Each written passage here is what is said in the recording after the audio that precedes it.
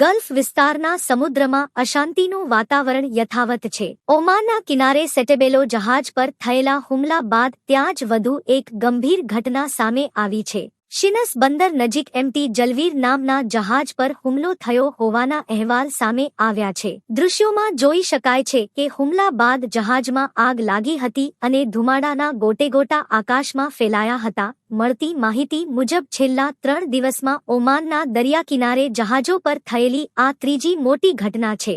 સ્થિતિની ગંભીરતાને જોતા ભારતીય એમ્બેસી સંપૂર્ણ સતર્ક છે. ભારતીય એમ્બેસીએ સોશિયલ મીડિયા પર માહિતી આપતા કહ્યું કે તેઓ શિનસ પોર્ટ પાસે બનેલી આ ઘટના પર ચાંપતી નજર રાખી રહ્યા છે. એમ્બેસી સ્થાનિક ઓમાની અધિકારીઓ સાથે સતત સંપર્કમાં છે. હાલમાં આ ઘટનાનું સ્વરૂપ શું છે, જહાજને કેટલું નુકસાન થયું છે અથવા કોઈ જાનહાનિ થઈ છે કે નહીં, તે અંગેની સત્તાવાર વિગતો હજુ બાકી છે. ગઈકાલે જ ઓમાનના દરિયાકિનારે અમેરિકાની સેના દ્વારા એમટી સેટેબેલો ટેન્કર પર કરવામાં આવેલા હુમલામાં 3 ભારતીય ખલાસીઓના મોત થયા છે. પાલાવ દેશનો ધ્વજ ધરાવતું ઓઇલ ટેન્કર સેટેબેલો ગલ્ફ ઓફ ઓમાનમાંથી પસાર થઈ રહ્યું હતું તે સમયે અમેરિકાની સેનાએ તેના પર હુમલો કર્યો, જે બાદ 21 ભારતીયોને રેસ્ક્યુ કરી લેવામાં આવ્યા હતા. જો કે 3 ક્રૂ મેમ્બર્સ ગુમ થયા હતા, જેમના મૃતદેહ આજે મળી આવ્યા છે.